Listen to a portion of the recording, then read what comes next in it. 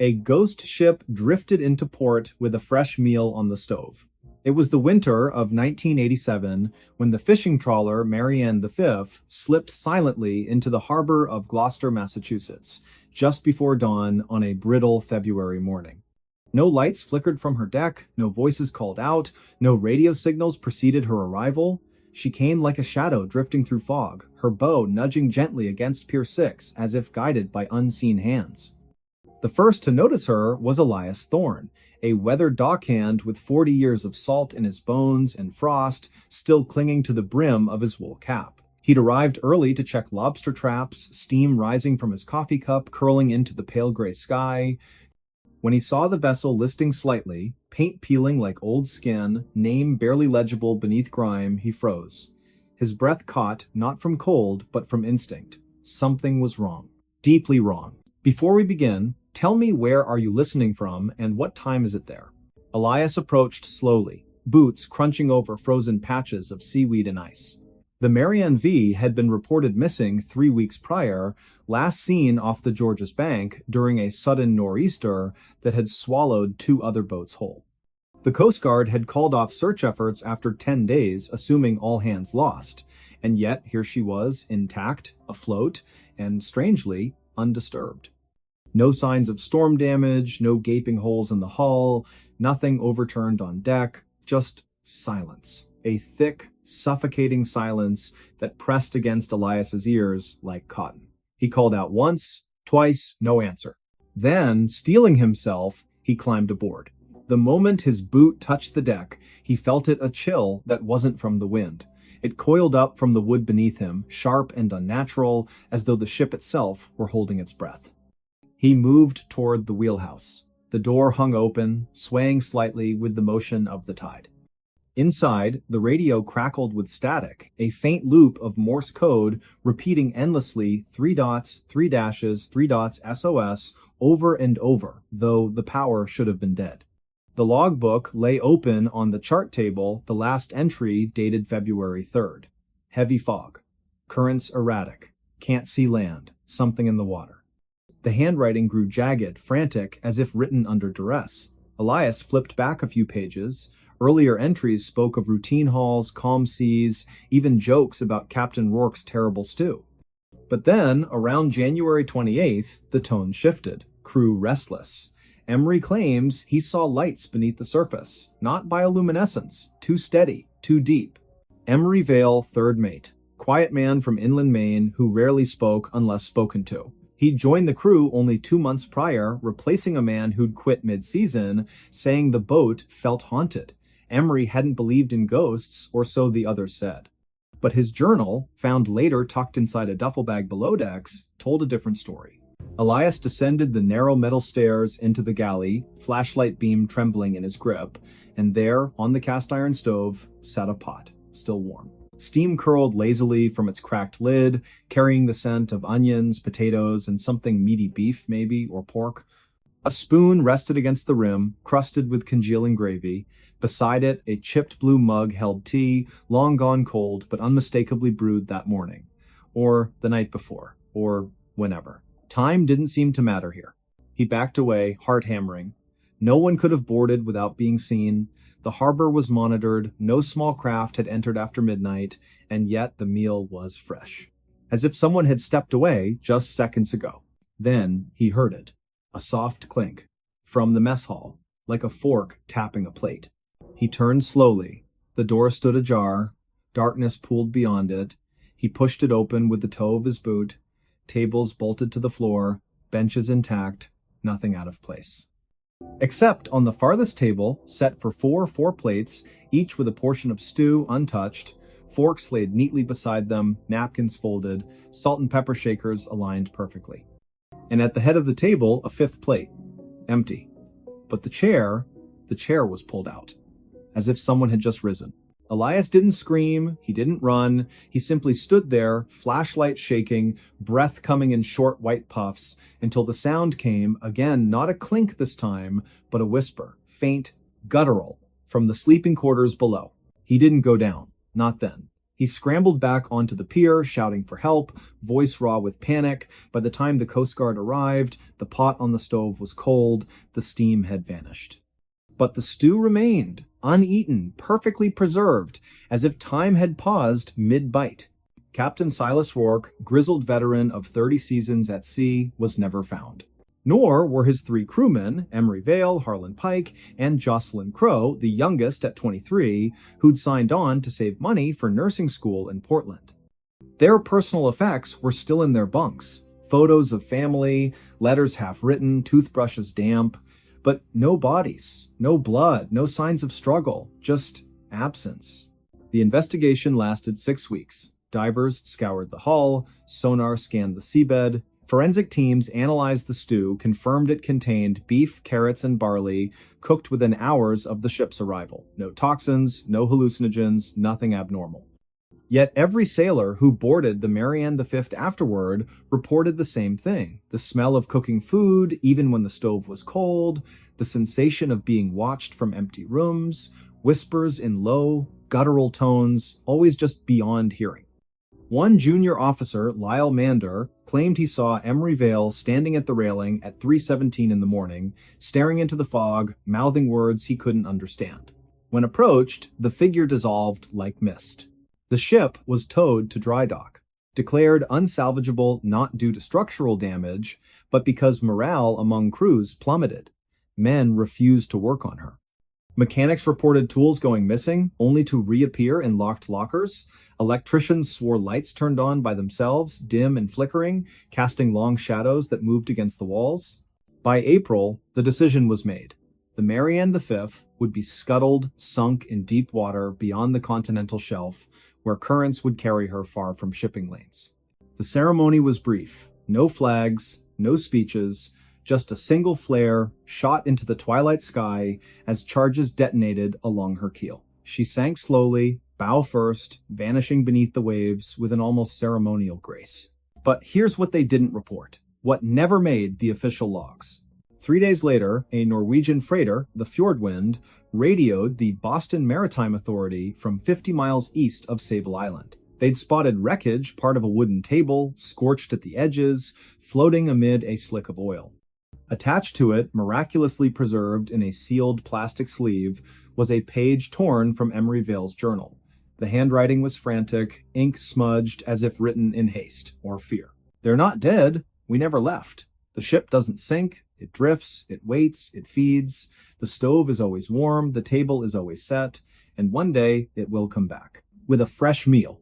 For us." The page was authenticated, handwriting matched samples from Emery's personnel file, ink consistent with pens issued to crew, but how it survived explosion, fire, and ocean pressure, no scientist could explain.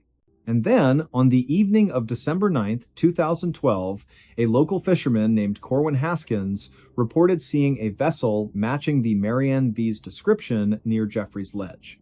Fog was heavy that night, visibility near zero. He claimed the ship passed within 20 feet of his boat, lights dark, decks empty. But from her galley window, a yellow glow pulsed like a stove lit below.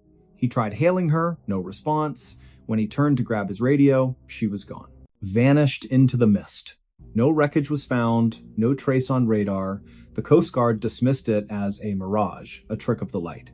But Corwin insisted, said he smelled stew in the air, beef, carrots, barley, and underneath something darker, metallic, like blood.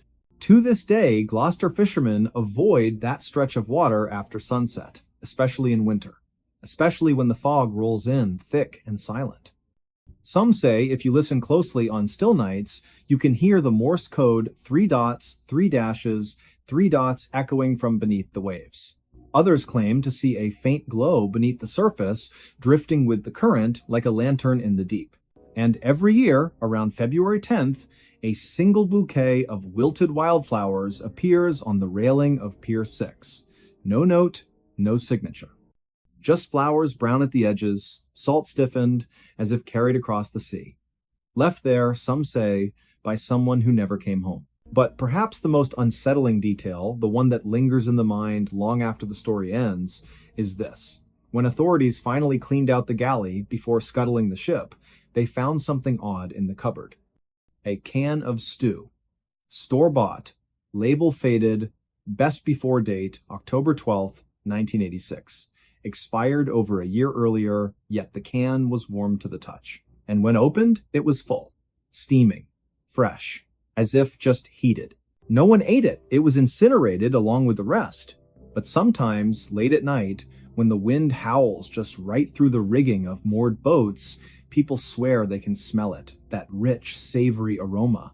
Onions, potatoes, meat slow-cooked for hours. And they wonder, who was it meant for? And more importantly, is the table still set?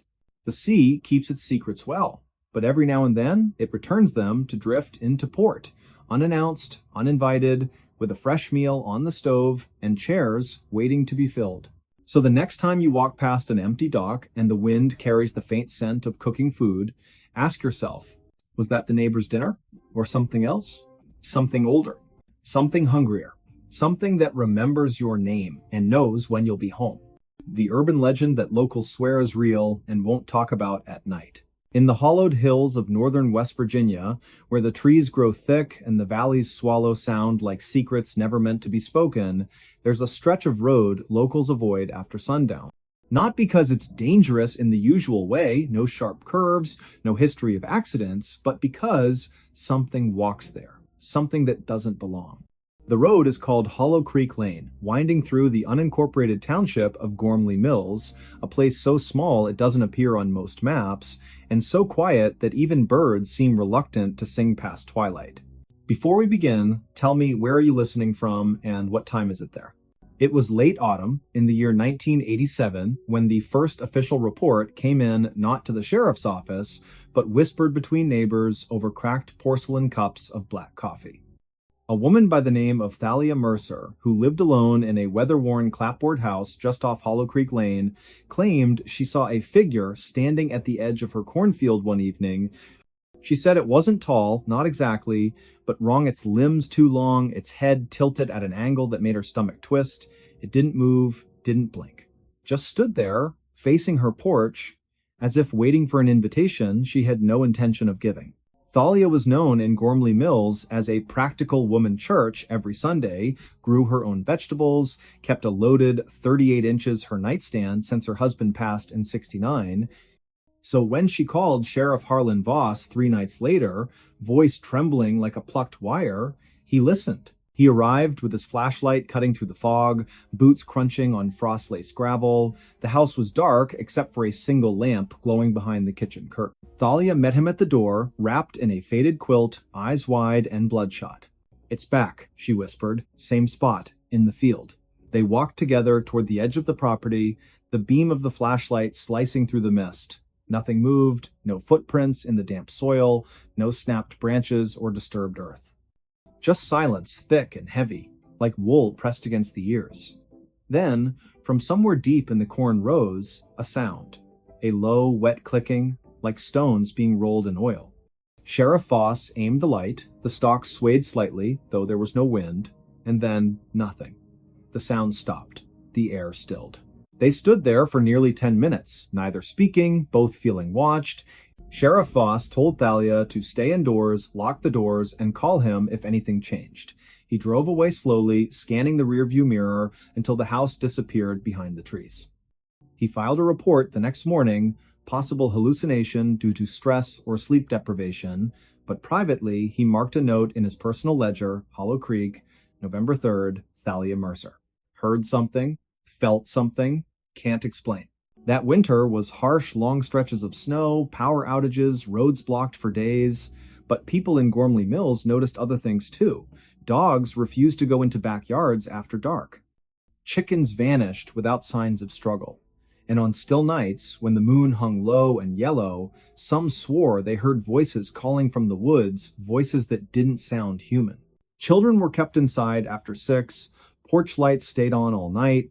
Conversations about Hollow Creek Lane ended quickly, often with a shake of the head and a muttered phrase, "Best not talk about it."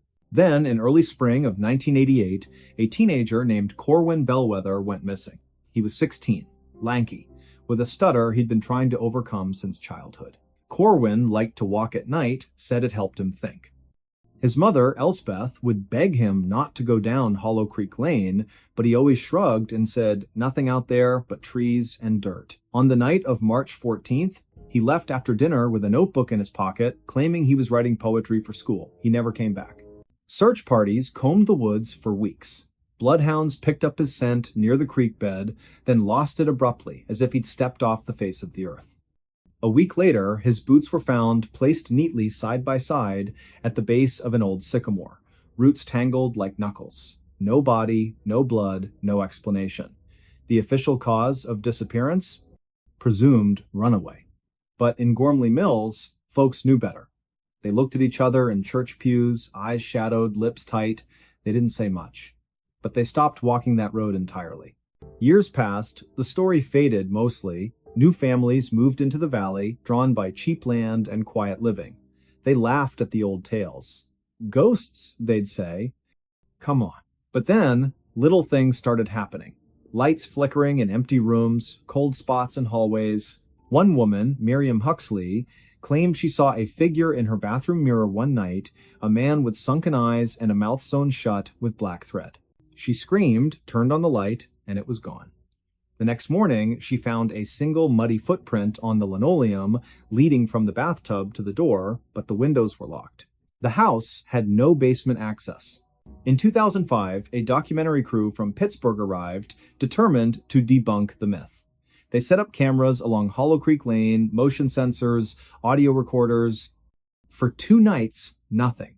On the third, at precisely 2:13 in the morning, every device failed simultaneously. The footage showed only static, but audio captured a whisper, faint at first, then clearer. You're not supposed to see.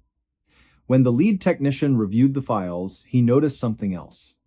In the background, beneath the static, a rhythmic tapping 3 slow knocks, pause, then 2 quick ones, like a code or a warning. He played it for an elderly resident named Otis Grindle, who'd lived in Gormley Mills his entire life.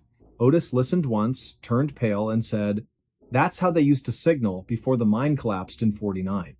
Only the men trapped underground knew that pattern." He refused to speak another word on the subject. By 2012, Hollow Creek Lane was officially closed. The county put up a rusted gate, chained and padlocked, with a sign that read, "Road closed, no trespassing." But kids still dared each other to go. Teens from nearby towns would drive up on weekends, flashlights in hand, laughing nervously as they approached the gate. Most turned back before reaching the tree line. But a few went further. One such group, in October of 2017, included a boy named Jory Linthwaite. He was 17, curious, raised on horror films and internet creepypastas. He didn't believe in ghosts, he believed in adrenaline. That night, he and 3 friends cut the chain with bolt cutters and slipped through. They brought cameras, a Ouija board, even a EVP recorder. They set up camp near the old sycamore where Corwin's boots were found. At first, it was jokes. Flashlight beams dancing through the trees, mocking whispers. Then, around 1 o'clock, the temperature dropped sharply. Breath came out in thick clouds. Their phones died, one by one. Then the recorder picked up a voice, clear, childlike, but distorted. "Don't look behind you." All 4 spun around. Nothing there. But when they turned back, the Ouija board planchette had moved on its own, spelling "Leave now." They packed up fast. As they ran toward the gate, Jory tripped. His friends thought he'd caught his foot on a root, but when they stopped and turned, Jory wasn't getting up. He was staring into the trees, mouth open, eyes wide with terror. "It's watching," he whispered. "It's smiling." They pulled him up, half dragging him the rest of the way. The chain was intact again, no sign it had ever been cut. Jory didn't speak for 3 days. When he finally did, he described a face pale, stretched, with too many teeth. He said it stood between the trees, perfectly still, just smiling. And then, in a voice not his own, he said, "It knows my name." After that, the county welded the gate shut, installed surveillance cameras. Within a week, all 4 cameras malfunctioned. Footage showed nothing but snow, even though the night was clear. And in the corner of one frame, barely visible, a shadow tall, thin, with fingers too long to be real, reached slowly toward the lens. To this day, residents of Gormley Mills won't go near Hollow Creek Lane after dark. If you ask them why, they'll change the subject, or give you a look one that says, "You don't want to know." But if you visit in late autumn, when the leaves turn brittle and the wind carries the scent of damp earth and decay, stand at the edge of that road at dusk. Listen, really listen. You might hear the faintest echo of footsteps, slow, deliberate, coming from nowhere and everywhere at once. You might feel the air thicken, your breath shorten, your skin prickle as if unseen eyes have settled on you.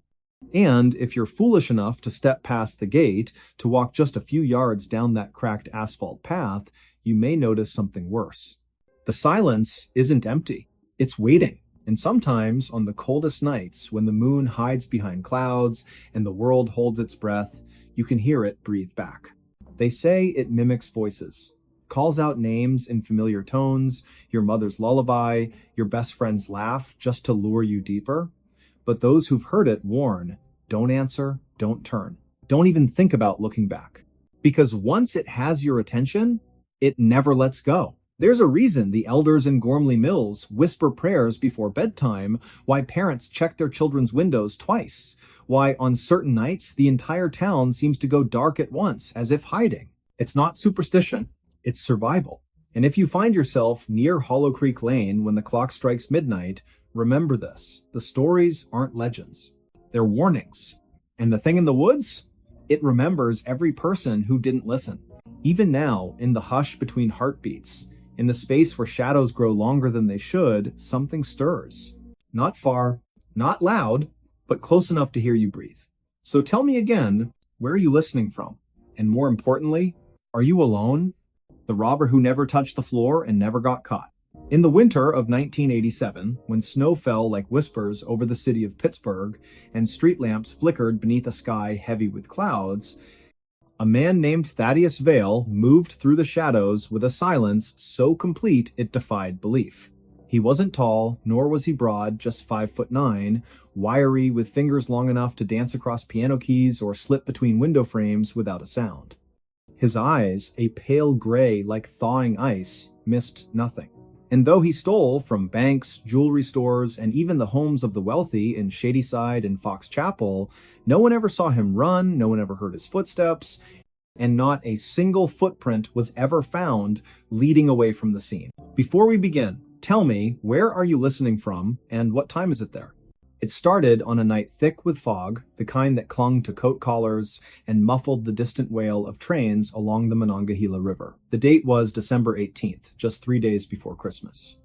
The First National Trust on Fifth Avenue had closed at 5, its vault sealed, alarms armed, security guards patrolling in pairs.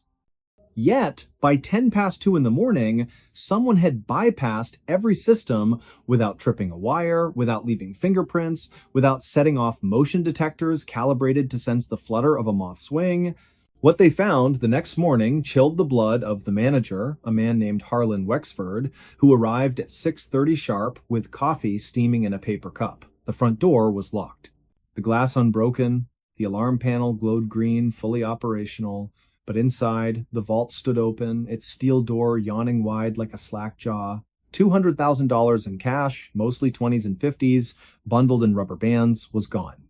Also missing, a collection of rare gold coins, appraised at over $400,000, belonging to a reclusive collector from Sewickley.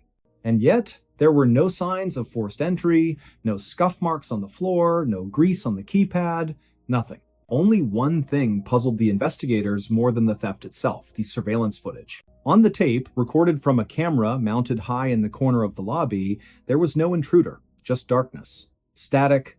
Then, at exactly 2:12 a.m., a flicker, a distortion, like heat rising from asphalt. For 3 seconds, the image warped. When it cleared, the vault door was slightly ajar.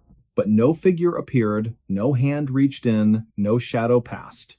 It was as if the money had simply decided to leave on its own.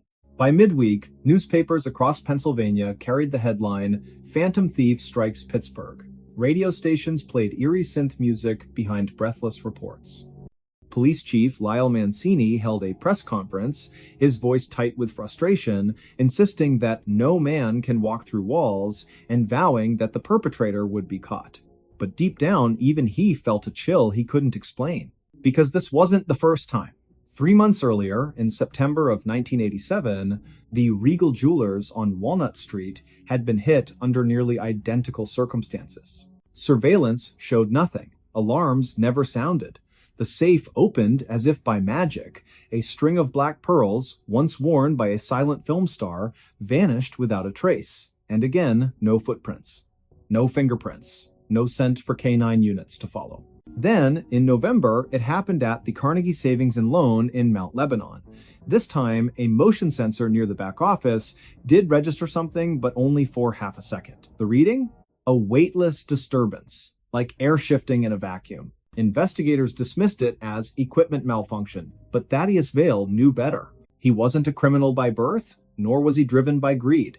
Born in a coal mining town in West Virginia Welch, population 3,000, he'd grown up in a house with no running water and a roof that leaked when it rained. His father died in a mine collapse when Thaddeus was 9. His mother worked double shifts at a diner, her hands cracked from dishwater and cold. By the time he was 16, he'd taught himself to pick locks, not because he wanted to steal, but because he needed medicine for his younger sister, Lyra, who suffered from seizures doctors said were nervous in origin and expensive to treat.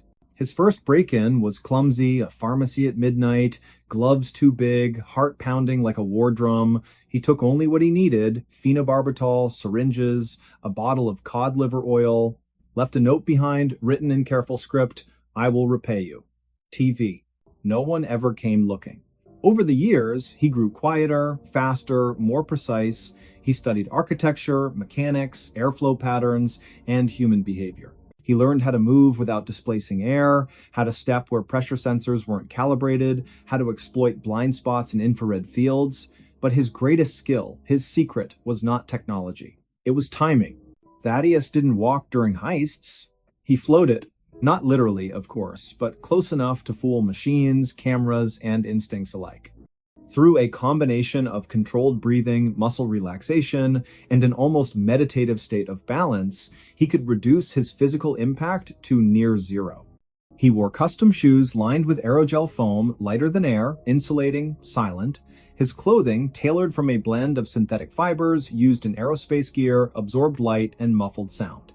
He moved in rhythm with the building's natural vibrations, the hum of HVAC systems, the creak of settling beams, so that his presence became part of the background noise. And he never touched the floor. Not directly. Instead, he used a technique he called shadow stepping, placing each foot on the very edge of tiles, where grout met wall, or balancing on the lip of a baseboard, distributing his weight across multiple micropoints. In some cases, he'd enter through ventilation shafts, descending slowly on ropes made of braided Kevlar thread, thin as spider silk, strong as steel. He'd hang suspended above carpets, vaults, marble floors reaching down, with tools shaped like fishing rods to retrieve items without ever grounding himself. To the world, it seemed impossible. To him, it was survival.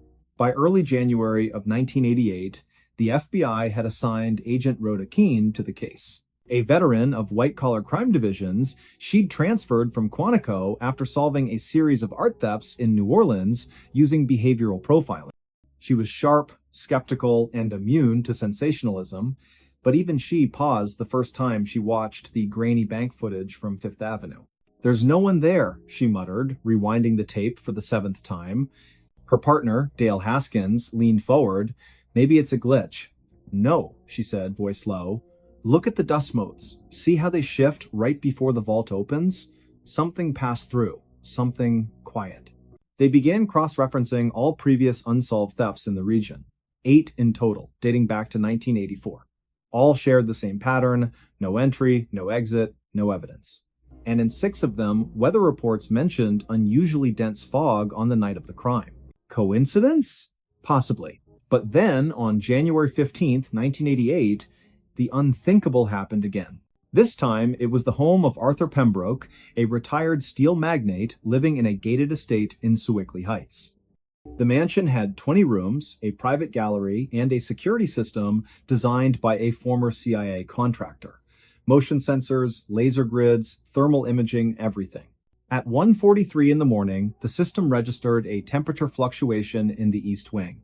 Not enough to trigger an alert, just a brief dip like a breath against glass. When Pembroke's housekeeper arrived at 7, she found the display case in the study shattered, not broken outward, but inward, as if crushed from within. Missing a platinum pocket watch engraved with the coordinates of the Titanic's final resting place, and a letter signed by Thomas Edison promising collaboration on a wireless illumination device. Again, no prints, no alarms, no sign of struggle, but this time there was something new. On the marble floor, just beneath the shattered glass, lay a single playing card. The Queen of Spades, flipped face up. Agent Keene stared at it in the evidence photo, her pulse quickening. "He's communicating," she whispered. Haskins frowned. "With whom?" "With us," she said. "Or maybe with someone else." She ordered a full forensic sweep of all prior crime scenes, anything left behind, no matter how insignificant. And 2 days later, in a dusty envelope from the Regal Jewelers case, they found it a matchbook from a diner in Clarksburg, West Virginia. On the back, scribbled in pencil, "For Lyra. Soon." Keene traced the diner's records. Only one person had asked for directions to Welch that week, a man matching Thaddeus Vale's description, paying in exact change, wearing a long coat and sunglasses despite the overcast sky. She flew to West Virginia the next morning. Welch was a ghost of its former self, storefronts boarded up, miners out of work, children playing in empty lots where company houses once stood. She found the Vale residence, easily a sagging frame house on Sycamore Street, paint peeling, porch steps rotted, no lights on, no car in the driveway, but smoke curled from the chimney. She knocked. Silence. Then, the soft click of a lock. The door opened just enough to reveal a woman, thin, pale, wrapped in a wool blanket. Her eyes were red, her hair tied back with a frayed ribbon. "Yes?" she asked, voice hoarse. "Mrs. Vale," Keene said gently. "I'm Special Agent Rhoda Keene, FBI. I'm looking for your son, Thaddeus." The woman didn't flinch, didn't gasp, just exhaled slowly, like someone releasing a burden. "He's not here," she said, "and he won't come back." "Why not?" "Because he's done what he needed to do." Keene stepped forward. "Ma'am, your son is suspected in multiple thefts, over $1 million in losses. People are scared. We need to talk to him." The woman smiled faintly. "Talk to him? You think he'd let you catch him? You think he leaves tracks because he wants to be found?" She opened the door wider. Inside, the room was sparse wood stove, cot, bookshelf, crammed with engineering manuals and old medical journals. On the wall, a map of Pittsburgh was pinned with tiny red dots, each marking a location of a theft. But in the center, a photograph. A young girl, maybe 10 years old, smiling beside a hospital bed. A caption beneath, handwritten, "Lyra's first seizure-free year. She's alive," the woman said softly. "Thanks to him, the medicine, the specialists, the treatments they said we could never afford. He gave her time. 5 years. She passed last April. Peacefully." Keene felt her throat tighten. "And now?" she asked. "Now he's gone," the mother said. "Where? I don't know. Maybe helping someone else. Maybe just resting." She handed Keene a small box wrapped in brown paper. "This came yesterday. No return address. Just your name." Keene opened it.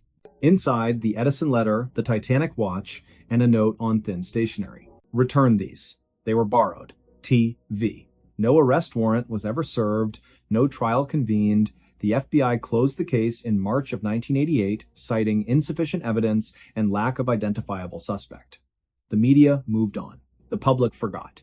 But in quiet corners among locksmiths, security consultants, and urban legends whispered in police academies, Thaddeus Vale became myth. They say he still moves. On nights when fog rolls in from the rivers, when the wind carries the scent of coal and frost, some claim to see a figure drifting past windows, never casting a shadow, never making a sound. They say he doesn't steal anymore. They say he helps. A wallet returned to a college student who lost it on the T. A stack of bills slipped under the door of a family facing eviction. A prescription filled anonymously at a pharmacy in McKeesport. And sometimes, if you look closely at the snow-covered ground after such events, you'll notice something strange. No footprints. Just the faint impression of edges like someone walked on the very border of the world, never quite landing, never touching, never caught, and perhaps never meant to be. The stories. Phone recording documented their final minutes. The file that surfaced last winter was short and brutal, and local dispatch confirmed the voices matched a missing maintenance pair. Greta Lyle, 32, a small-town reporter, listened 3 times before writing anything because the last minute hid everything important. Greta lived in a valley where the hills felt close and the roads curled between pines that ate cell bars after mile 6. Her editor wanted a follow-up on the county's mothballed call boxes, and she planned a simple piece about budgets and weathered steel. The plan changed when a man left a padded envelope at the office desk, and the receptionist slid it toward Greta. Inside lay a cheap thumb drive and a handwritten note that said, "Play it now," which was not exactly subtle guidance. The audio began with tires crushing wet grit and a fan belt squeal, then a breathy laugh that carried a little nervous catch. A woman said, "Hit record anyway," and a man replied, "We will just send it to Burgess later," and gravel pinged the undercarriage.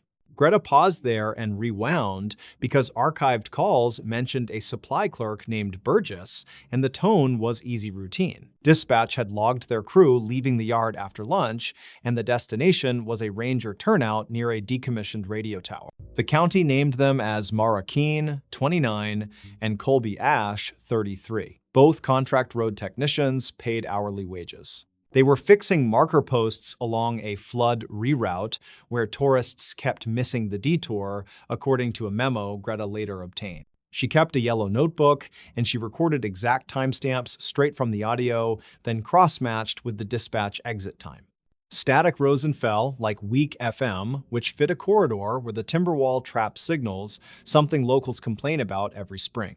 The woman on the file spoke again, and her voice changed colors like people do when they feel watched, but pretend they do not. "Do you see that cone?" she asked, and the man said, "Not our brand." Then the truck door chirped, then another small, impatient silence. 2 clicks sounded like metal against plastic, which Greta later matched to the folding rod used to set reflective stakes at bends. A train horn cried far away with 2 short blasts, then 1, and Greta wrote that pattern down and circled it 3 times. A witness told her a freight line hugs the river, and the drainage there creates its own echo that stacks horns out strangely. If the pattern matched that schedule, she could place the recording on a map within minutes, which is all any timeline really needs. At 23 minutes in, a male voice new to the scene drifted across the microphone, thin and half-carried by the wind. "You folks need a hookup," he said. And a second voice we never hear again muttered something that sounded like numbers and road letters. Greta paused again and wrote an underline under the word hookup because that is tow slang, and Colby worked nights at an actual wrecker. He would not pay cash for a roadside pull unless something felt wrong, and the county did not call contractors to rescue their own truck. Colby said, "We are good," and the stranger answered, "Road is closed ahead," which matched a rumor about impassable washouts that week. Greta called the county shop and asked about the washouts, and a foreman said the road was soft but open with flagged cones. The file captured an engine idling close, and a beeper chirped 3 times, the exact rhythm used by older reverse alarms on flatbeds. A chain clinked against a bumper, and the woman whispered, "We should go." Then the phone scuffed fabric as someone reset their grip. Greta listened to that fabric sound again and again because the microphone scraped a zipper, which gave brand and suggested jacket style. She went to the surplus store and found county-issued windbreakers with chunky metal pulls that rasp exactly like the noise at 19. The envelope had no return address, but courier records put it at a copy shop where a camera watched the counter until closing time. The clerk remembered a man with a field jacket and a gray cap, and he bought a single USB stick with cash and no receipt. Greta did not print that part, and she did not share it with anyone besides her editor, because he asked for caution and patience. Instead, she drove the turnout on a weekday afternoon and brought a friend who knew rail schedules, then they listened at the shoulder. The freight line sang through the ravine, and the horn called twice, then once, and the echo folded back with the same aching cadence. She drew a circle over the map where that sound best fit, then paced off the shoulder and found a rut that bit deep and straight. Down the slope, hidden by alder, lay an abandoned call box faceplate with new screws driven into old holes, clean and too shiny. The county had removed the boxes after a storm in 2019, and crews reported salvage thieves yanking wire for quick cash. Greta photographed the screws and the plate, then noted fresh shoe prints with a square heel that looked like a hardware store special. Her phone had no bars, so she returned to town and requested traffic camera pulls for the nearest intersection where coverage still worked. A state tech sent stills from a ridge camera that framed taillights heading toward the turnout after midday in a light, steady rain. One frame showed a retired tow truck with faded lettering, and the next showed the county pickup tucked behind it like a shy cousin. Greta played the audio again and caught a faint double click at 29, the sound of a handheld radio powering and squelching. That detail mattered because the county monitors one frequency while tow outfits use another, and she recognized the wrong hiss entirely. She interviewed a grocery clerk who stocked drinks near the bin of hand warmers, and he remembered selling 2 sleeves to a road tech. The receipt time sat within 10 minutes of the exit log, and his detail about the jacket patch matched the issued windbreakers perfectly. A bartender at the junction recalled a flatbed guy bragging about his old badge from a volunteer rescue club that folded years ago. He liked to flash it to get lanes cleared, and he kept a coil of chain in the cab, and he always smelled like 2 cycle gas. Greta ran the plate fragments from the ridge stills through a spreadsheet of county surplus auctions, and one number set rang familiar. A retired truck had been sold to a seasonal contractor 5 years back, and that contractor worked grading crews through 3 winters. She asked the yard boss for copies of work orders and found add-ons for road closures that never reached the public board for posting. 3 were billed to a line called Emergency Barricade Verification, which can pass quiet if everyone is cold and trying to go home. Greta returned to the file and let the final minute run without a pause, and the sound tightened like a knot being cinched hard. "Back it down," said the stranger, and another voice said, "Winch." Then the engine strained, then the woman whispered, "No, wait, please." Her phone captured boots on gravel and a hollow shutter like a box panel being struck by a fist, then a clatter of chain settling again. Colby said, "We are leaving," and the stranger replied, "Road is closed." Then something metallic squealed, and the microphone hit the seat. Greta recognized the squeal later when a mechanic showed her a retired foot brake on that model, which locks if someone yanks hard. A second engine revved and then drifted away, and the train horn cried again, which pinned the window tighter than any wristwatch could. The file ended with water, sound, and wind, and then a barely audible sentence that a lab enhanced for the sheriff before the case closed. A female voice whispered, "He is not alone," which fits the bartender's story, and one traffic still that shows a second vehicle tailing the flatbed. Greta never wrote the name of the contractor who later died in a solo wreck on a dirt connector above the timberline in early spring. The county cited the company for unpermitted closure devices, and a civil suit settled quietly after an insurance review and sealed filings. The recording was cited in the settlement as contemporaneous documentation, which means the phone created a timeline that prosecutors trust completely. It helped link unreported cones, a counterfeit callbox faceplate, and an old truck beeper that chirped a signature 3-note pattern. Greta visited the turnout one more time when the snow melted, and she stood where the ruts cut dark through the alder roots. She listened for horns and for chain, and she watched the waterline move, and she wrote names she would never print anywhere. A retired dispatcher took her call and confirmed that a training tape from 2015 uses the same 3 beeper chirps. It teaches rookies to ignore unauthorized closures unless a county badge verifies, because anyone can buy cones and a safety vest. Greta asked him what he remembered most from long nights watching a map blink, and he said mistakes always make more sound than luck. He said a good tech marks those sounds. Then he asked if she could hear her own pencil scratching when she replayed the last minute. She told him yes, and she told him about the zipper scrape that matched the metal pull, and he laughed, then he went quiet.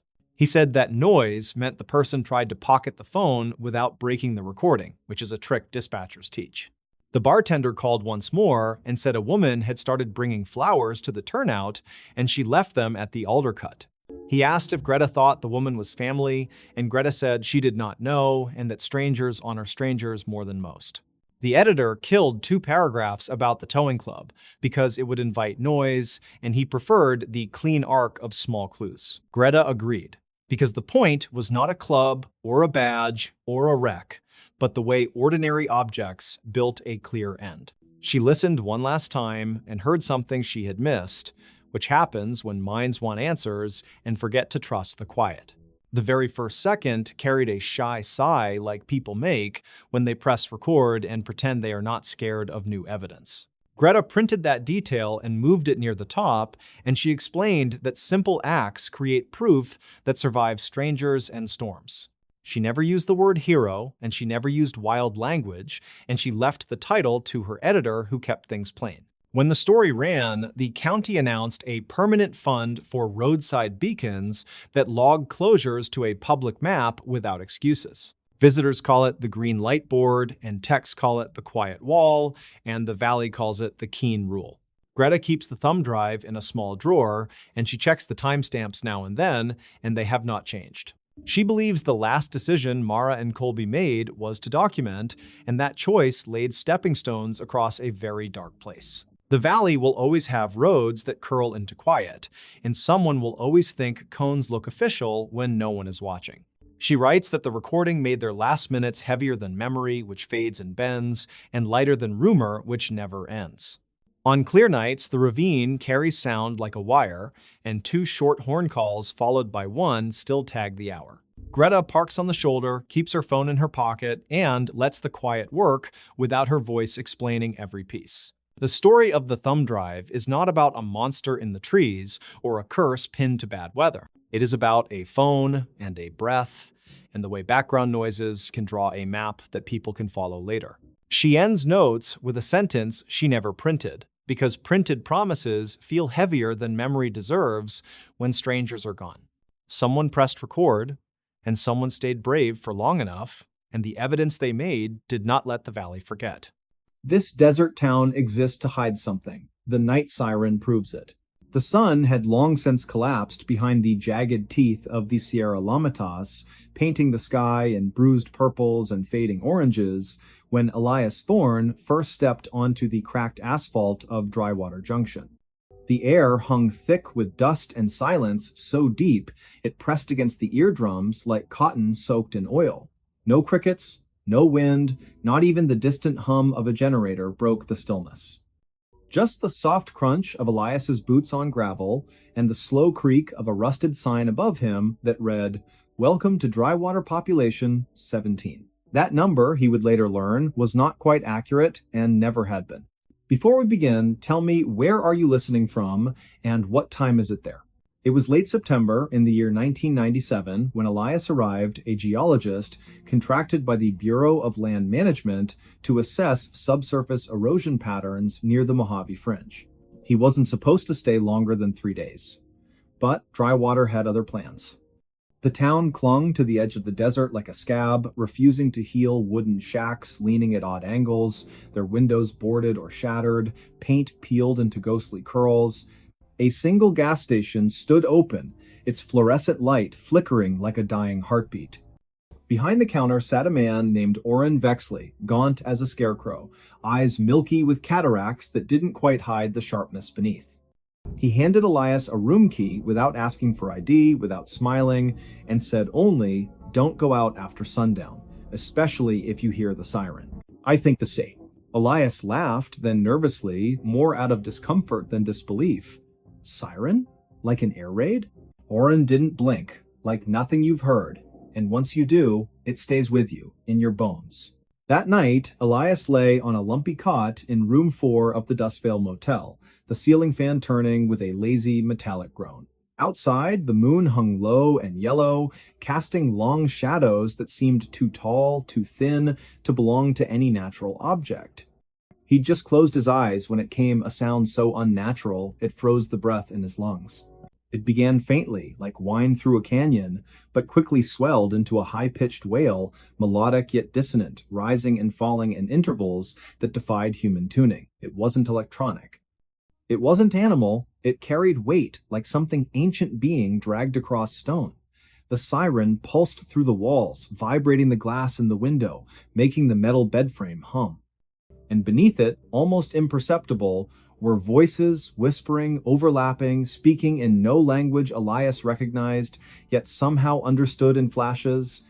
They watch from below, one seemed to say. The hollow ones, remember. He bolted upright, heart hammering, sweat slick on his neck. He reached for the lamp, knocking over a glass of water. The siren stopped instantly. Silence crashed back like a slammed door.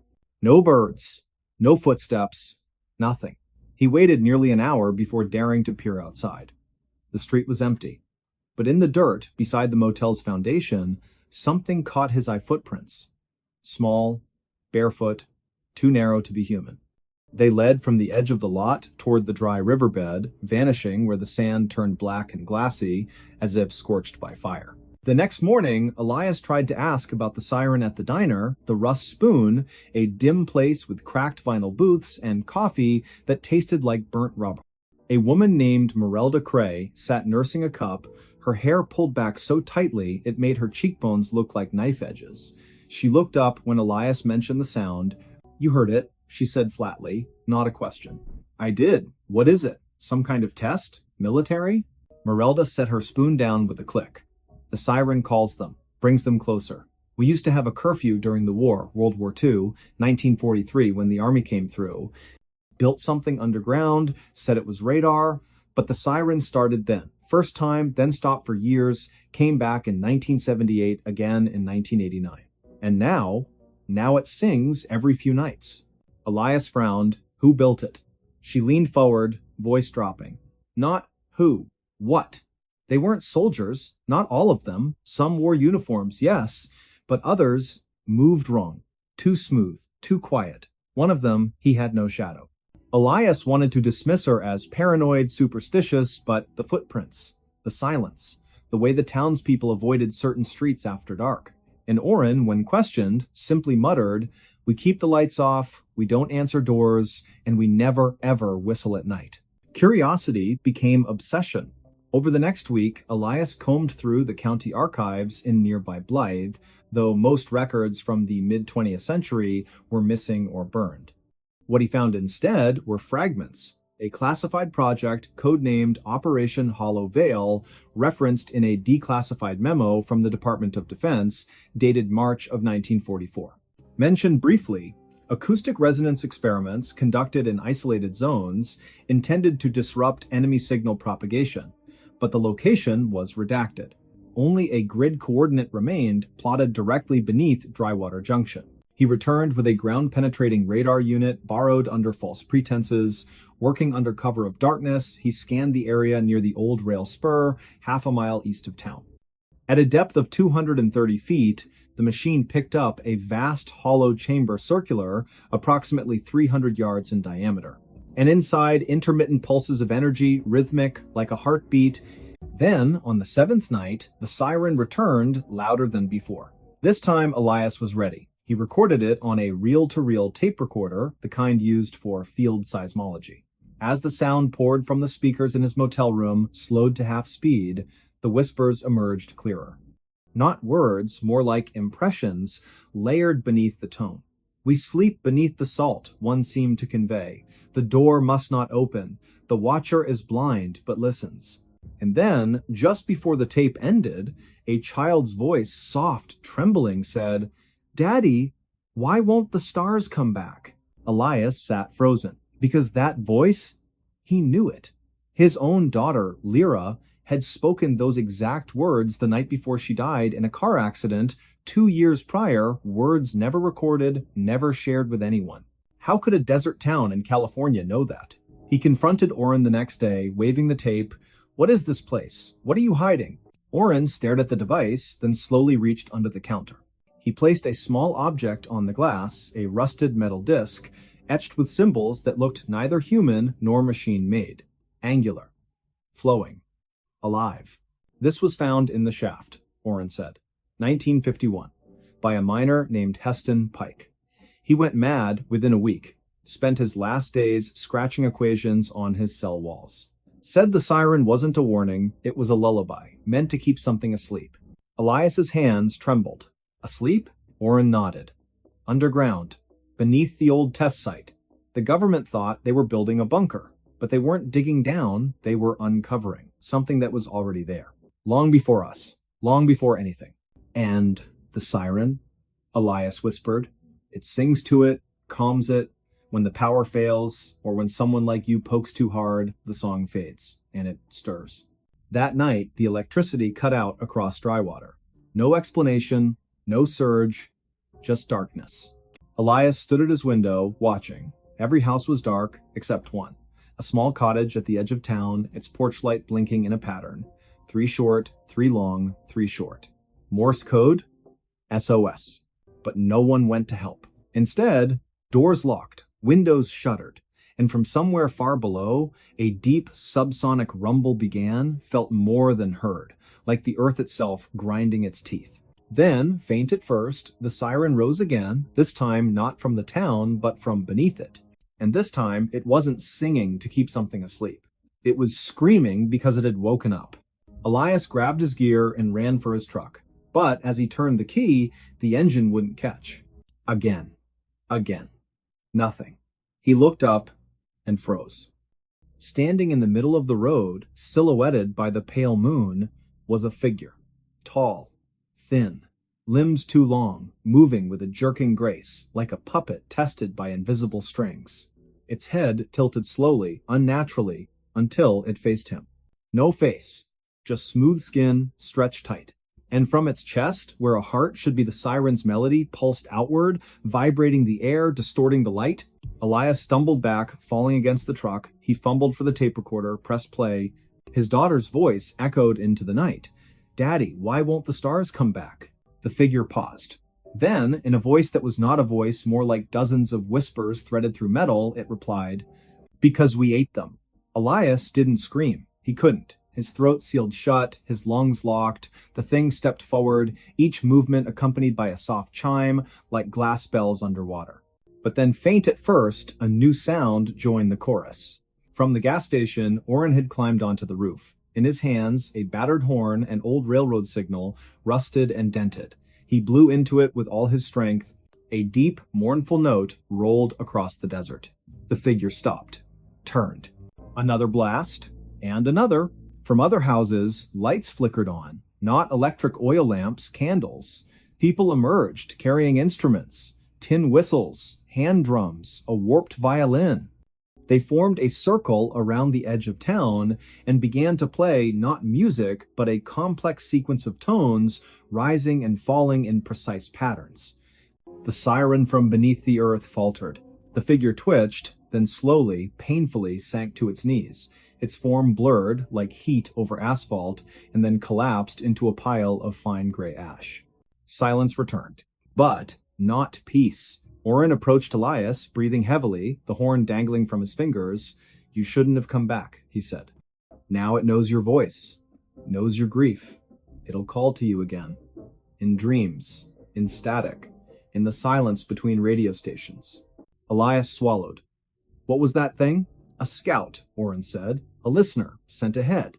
If the song stops for too long, they send more, and if the song dies completely, he didn't finish." "What happens?" Oren looked toward the horizon, where the first hint of dawn stained the sky blood red. "The sky goes dark, not at night, forever, and the ones below climb up." Elias left Drywater the next morning. Officially, he filed a report citing geological instability and abandoned infrastructure. Unofficially, he destroyed the tapes, except one. The one with his daughter's voice. He kept that buried in a safe behind a false wall in his Denver apartment. But sometimes, on still nights when the power blinks, he hears it a faint, melodic wail, coming not from outside, but from within the walls. And when he presses his ear to the plaster, he doesn't hear the siren. He hears knocking. 3 taps. Pause. 3 more. Then a whisper. "Let us sing you to sleep." To this day, no satellite imagery shows Drywater Junction clearly. Clouds always seem to gather above it, even in drought. GPS signals fail within a 5-mile radius. And travelers who claim to have passed through often cannot recall the name of the town, only the silence, only the feeling of being watched from below. And if you drive through the Mojave after midnight and your radio begins to crackle with a strange, haunting tone, do not stop, do not listen, do not answer if something calls your name in a voice you once loved. Because some towns exist not to welcome, but to warn. And Drywater is still singing. They found a shipwreck, but it wasn't supposed to exist. It was late autumn in the year 1957 when a group of marine surveyors working off the coast of Maine stumbled upon something that defied every known record, something buried beneath layers of silt and kelp cradled by the cold Atlantic floor. The vessel, partially collapsed but unmistakably intact in sections, lay at a depth of nearly 200 feet just beyond the continental shelf near Monhegan Island. What made the discovery so unnerving wasn't merely its condition, it was the design. The hull bore no resemblance to any documented ship from the colonial era, nor did it match the blueprints of early American fishing vessels or merchant schooners. Its structure was sleek, almost futuristic for its time, with riveted plating arranged in an unusual spiral pattern and portholes shaped like ovals rather than circles. Most peculiar of all, there were no markings, no name, no registry number, nothing to suggest where it came from or who had sailed her. Before we begin, tell me where are you listening from and what time is it there? The team, led by Silas Thorne, a wiry, weather-beaten oceanographer with salt-crusted boots and a permanent squint from years spent scanning horizons, had been mapping the seabed for potential oil deposits when their sonar picked up an anomaly. At first, they assumed it was a submerged rock formation, perhaps an ancient glacial deposit left behind by retreating ice sheets. But as the remote-operated camera descended through the murky water, the image on the monitor shifted from shadow to shape and then, suddenly, into undeniable form. A ship. Not just any ship, but one that looked as though it had been placed there deliberately, like a secret meant to stay hidden. Silas leaned forward in his chair aboard the research vessel Auriga, his breath catching in his throat. "Back it up," he said, voice low, almost reverent. "Just a few feet, let's get a wider angle." The technician obeyed, guiding the submersible drone backward. And there, illuminated in the beam of its spotlight, the full silhouette emerged long, narrow, with a prow that curved upward like the beak of some prehistoric bird. No sails, no smokestacks. Just smooth metal, stained green with corrosion, yet still holding its shape after decades, perhaps centuries, beneath the waves. "What in God's name?" murmured Elric Foss, the expedition's lead historian, a man whose knowledge of maritime archaeology spanned 3 continents. He adjusted his glasses, peering at the screen as if trying to decipher a dream. "That isn't 18th century, not even close. Look at the bow. There's no reinforcement for ramming, no figurehead mount. This isn't built for wind, it's built for speed." The date was November 12th, 1957. The sky above the Auriga was overcast, heavy with the promise of winter storms. Waves slapped against the hull with a steady rhythm, and the air smelled of brine and diesel. Inside the cramped control cabin, tension hummed like a live wire. Every eye was fixed on the monitor, every breath seemed too loud. They sent the drone closer, the camera swept across the deck, or what remained of it. Hatches were sealed shut, fused by time and pressure. One side of the ship had caved inward, likely from implosion or collision, but the other remained surprisingly intact. Then, as the light passed over a recessed panel near the stern, something glinted. Not metal, glass, crystal? The technician zoomed in. Embedded in the hull was a circular window, thick, convex, and darkened with age, but behind it, faintly, something shimmered. A reflection. Or perhaps movement? "No," Elric whispered. "That's impossible. Could be sediment shifting?" Someone offered, though their voice wavered. Silas didn't respond. He stared, unblinking. Because for a fraction of a second, less than a heartbeat, he thought he saw a shape pass behind the glass. A silhouette. Human? Not quite. Too tall. Too still. They pulled the drone back immediately. Protocol demanded caution. Unknown wrecks could be unstable, even dangerous.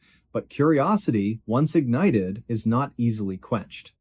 That night, aboard the Auriga, the crew gathered in the mess hall, steaming mugs in hand, voices hushed, logs were reviewed, charts studied.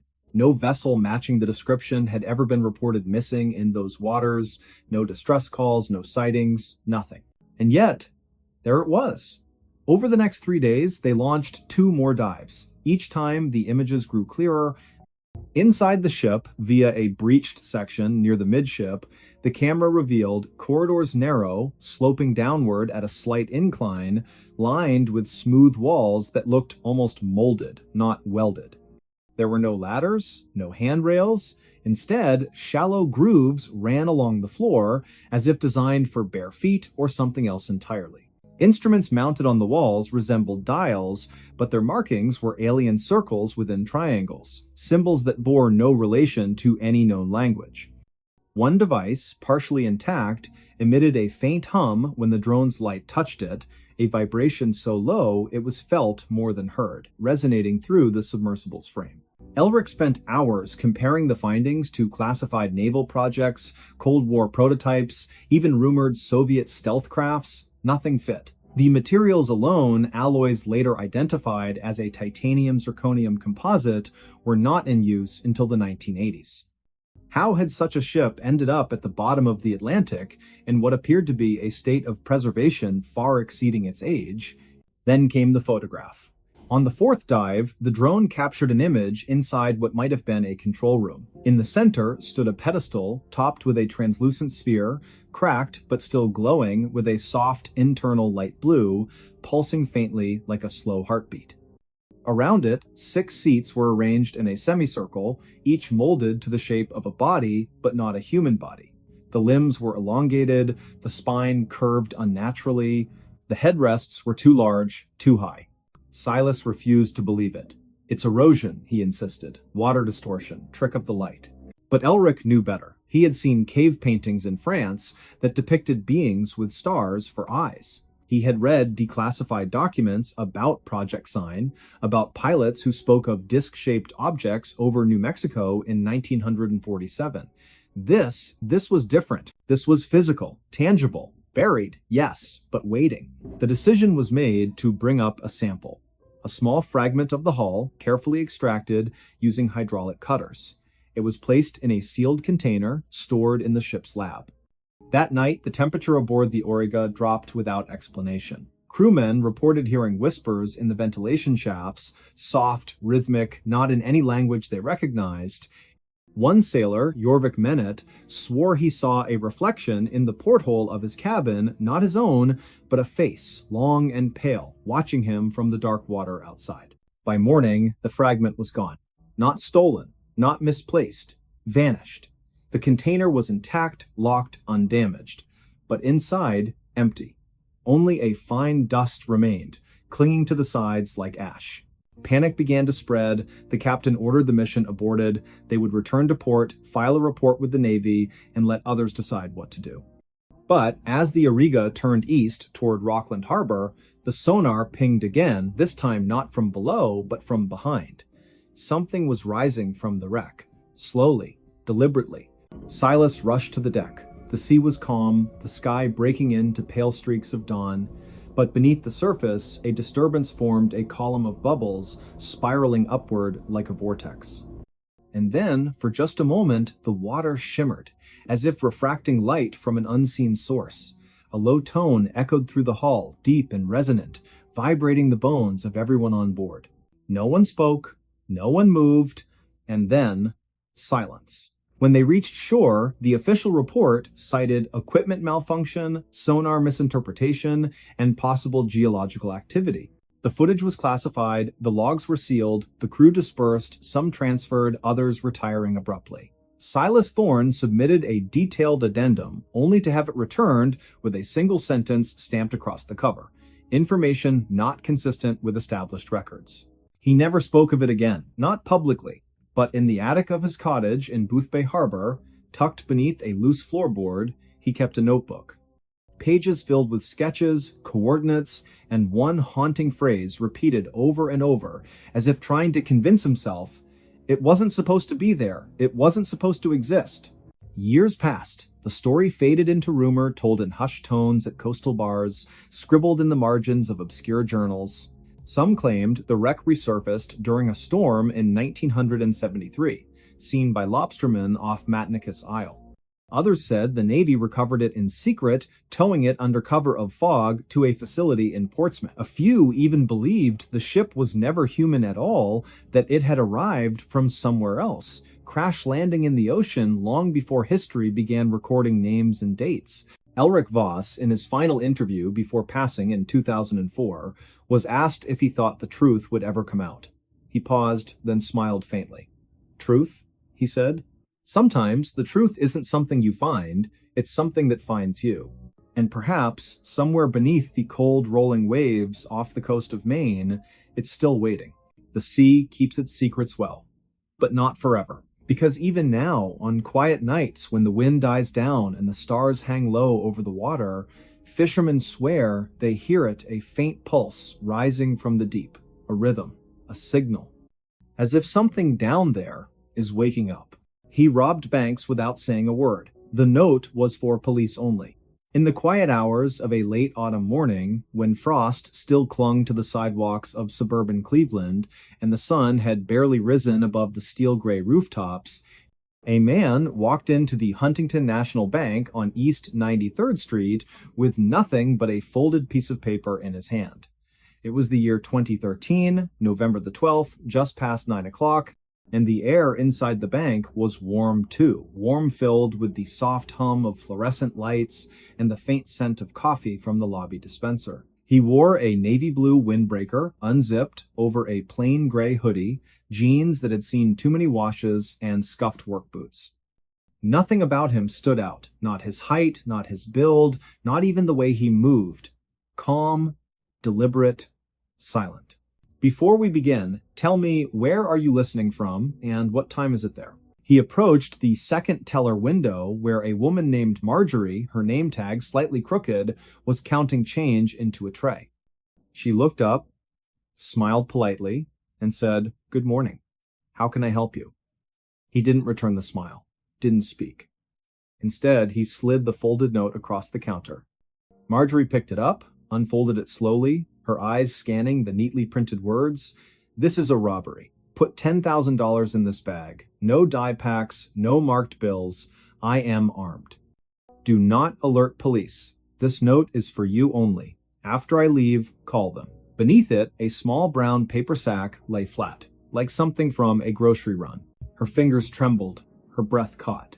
She glanced up. He hadn't moved. His hands were empty, palms down on the counter, but his eyes, they held hers. Not angry, not wild, just steady, cold, like ice over deep water. She nodded once, turned quietly, and began gathering bills from her drawer. 10 stacks of $100 bills. She placed them carefully into the bag, sealed it with a fold, and pushed it back toward him. He took it, slid it under his jacket. Then, without a word, he turned and walked out the front door, disappearing into the pale morning light. No alarm, no shouting, no panic at first. It wasn't until 2 minutes later, when Marjorie finally pressed the silent button beneath her desk, that the chaos began. Police arrived within 4 minutes, officers Reyes and Holloway from the 5th District rolling up in a marked cruiser, lights flashing, but sirens off. By then, the man was gone, vanished. Surveillance footage showed him exiting the bank, adjusting his hood, turning left onto Euclid Avenue, walking at a normal pace, no running, no urgency, before cutting through an alley behind a shuttered laundromat. The camera lost him there. But the note?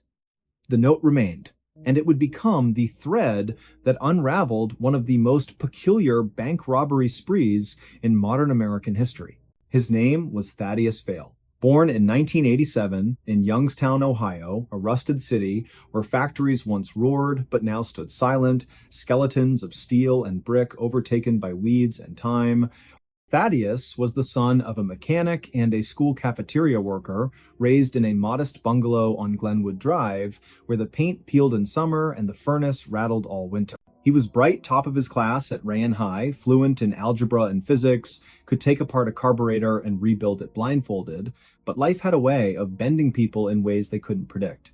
After high school, he enrolled at Kent State University on a partial scholarship, studying mechanical engineering. But halfway through his sophomore year, his mother fell ill, pancreatic cancer, aggressive and swift. The medical bills piled up, insurance didn't cover everything. Thaddeus dropped out to care for her, working double shifts at a warehouse in Akron, hauling boxes from midnight to dawn. She passed in the spring of 2010, and when she did, something in him cracked.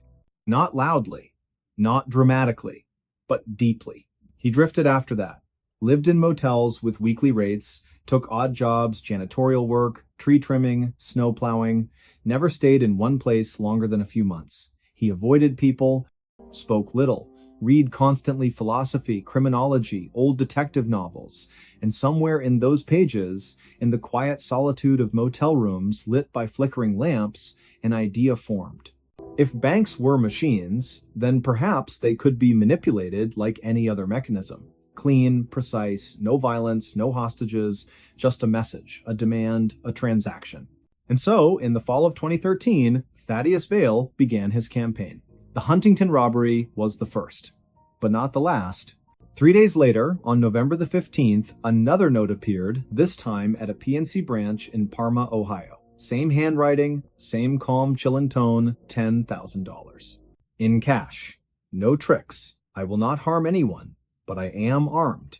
Leave the money in the bag, walk away, call police when I'm gone. Again, no words spoken. Again, the teller complied. Again, he vanished. Then, on November the 18th, a third bank, Fifth Third, this time in Medina, same method, same silence, same result. By now, local news had caught wind. Headlines screamed, "Silent Bandit strikes again." Police released grainy stills from security footage back of headshots, blurred faces, a man in a hoodie moving like a shadow between buildings. Task forces were assembled. Detectives pored over maps, timelines, witness statements, but Thaddeus was careful, meticulous. He never used the same route twice, always entered during shift changes, when attention wavered, always chose branches with minimal security presence, and always left the note as his only voice. What made him different wasn't just the silence, it was the precision, the lack of greed. 10,000 each time, never more, never less, no demands for 20s or 50s, always hundreds. Easy to carry, easy to hide, and never once did he threaten a teller beyond the written warning. Never raised his voice, never reached for a weapon, yet every note carried the same phrase, "I am armed." Was he? Police couldn't say for sure. No gun was ever seen, no bulge in his jacket captured on camera, but the words alone were enough. Fear doesn't need a barrel to be real. As the spree continued, 4 banks in 5 weeks, the FBI got involved. Special Agent Lorna Keene, a veteran of the Cleveland field office, took point. Sharp-eyed, mid-40s, with a reputation for solving cold cases through patience and pattern recognition, she studied every detail. The notes, the timing, the geography. She noticed something others missed. All the banks were within a 30-mile radius of Cleveland. All were mid-sized branches, not the biggest, not the smallest.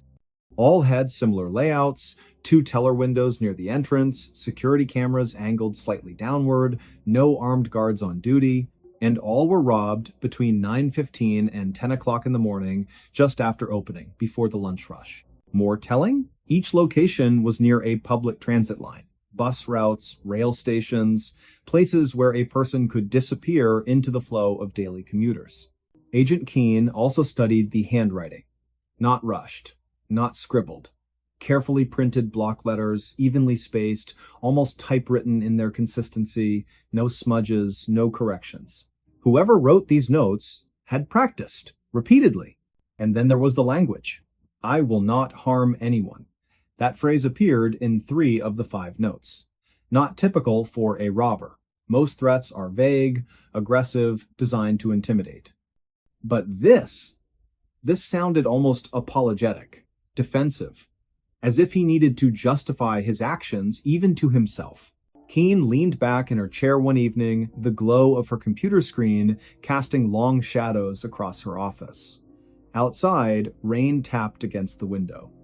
She stared at the timeline, pinned to the wall, 5 red dots marking the banks, connected by thin black lines showing possible escape routes. "He's not a criminal," she murmured. "He's a machine." Her partner, Agent Darnell, looked up from his coffee. "What?" "This isn't random. It's procedural. Every move calculated, every word chosen. He's not trying to get rich. He's trying to prove something." "Prove what?" Keene didn't answer. Not yet. Meanwhile, Thaddeus had moved on. By December the 3rd, he struck again, this time in Elyria, a quiet city west of Cleveland. Another bank, another note, another 10,000. But this time, something changed. The teller, a young man named Calvin, hesitated. He read the note, looked up, saw Thaddeus standing there, motionless. Something in his eyes, maybe the exhaustion, maybe the sorrow, made Calvin pause. Instead of reaching for the money, he wrote a note of his own on a scrap of paper. "Are you okay?" He slid it across the counter. Thaddeus blinked. For the first time in weeks, his expression shifted. Just slightly. A flicker. Confusion. Surprise. He looked at the words, then back at Calvin. Then, slowly, he reached into his pocket, not for a weapon, but for a pen. He wrote beneath Calvin's question, "I have to do this. Please, just give me the money." Calvin nodded, fetched the cash, handed it over. And Thaddeus left. But that exchange haunted him. That night, in a dimly lit motel room on Oberlin Road, he sat on the edge of the bed, the stolen money stacked neatly on the dresser. He hadn't spent $1, not one. The bags remained sealed. He hadn't bought food, clothes, shelter, nothing. He opened a notebook, thick, leather-bound, filled with equations, diagrams, lists. On the latest page, he had written, objective, $60,000. Purpose, clear debt, restore dignity, end cycle. 60,000. That was the number. The sum of his mother's unpaid medical bills. The balance that had ruined his credit, barred him from loans, kept him from rebuilding. 60,000, and he was halfway there. But now, Calvin's question echoed in his mind. "Are you okay?" No, he wasn't. He hadn't slept through the night in months. Dreams of his mother calling his name from a dark hallway, waking up, sweating, heart pounding. The weight of the lie, the fiction he'd created, pressed on his chest like a stone. He wasn't a monster, but he wasn't innocent either. On December the 9th, he entered a key bank in Lorraine. Same routine, same note, same silence. But as he waited for the teller to gather the money, he noticed something different. A photo on her desk. A little girl, maybe 6 years old, smiling in a yellow dress. Beside it, a small Christmas ornament, handmade, glued-on glitter, crooked star on top. His throat tightened. For the first time, he looked around. Really looked. The bank wasn't just a machine, it was full of people. A man in a suit tapping his foot, waiting to deposit a paycheck. An elderly woman struggling with her purse. A janitor mopping the far corner, humming softly. These weren't cogs, they were lives. And he was disrupting them. When the teller handed him the bag, he didn't take it immediately. He stared at it. Then at her. Her name tag read Nadia. She gave a small, nervous nod. He whispered so low, only she could hear, "I'm sorry." Then he turned and walked out. But not far. He didn't go to the alley. Didn't vanish. Instead, he sat on a bench outside a gas station half a block away, the bag at his feet, his head in his hands. 20 minutes later, Officer Reyes, same officer from the first robbery, pulled up, responding to a call about a suspicious person. He recognized the description. Hoodie, windbreaker, sitting still. He approached slowly, hand near his sidearm. "Sir, you all right?" Thaddeus didn't look up. "I robbed 5 banks," he said, voice hollow. "The money's in the bag. I didn't spend it. I want to turn myself in." Reyes froze. "You what?" "I have the notes. Everything. I'll cooperate. Just don't shoot me." And just like that, it was over. Back at the station, Thaddeus was processed quietly. No cuffs at first, no shouting. When Agent Keene entered the interrogation room, she studied him for a long moment. "You're not what I expected," she said. He looked up. "I'm not who I thought I was either." She Saturday. Why? Why do this? He exhaled. "To pay my mother's debts, to stop feeling like a failure. I thought if I could fix that one thing, maybe I could start over." And the silence? I didn't want to scare anyone. I didn't want to hurt anyone. Words, they can make things worse. But a note, you can read it, decide how to respond, gives people control. Keen leaned forward. You wrote, "I am armed every time." Were you? He hesitated, then shook his head. No, I wasn't.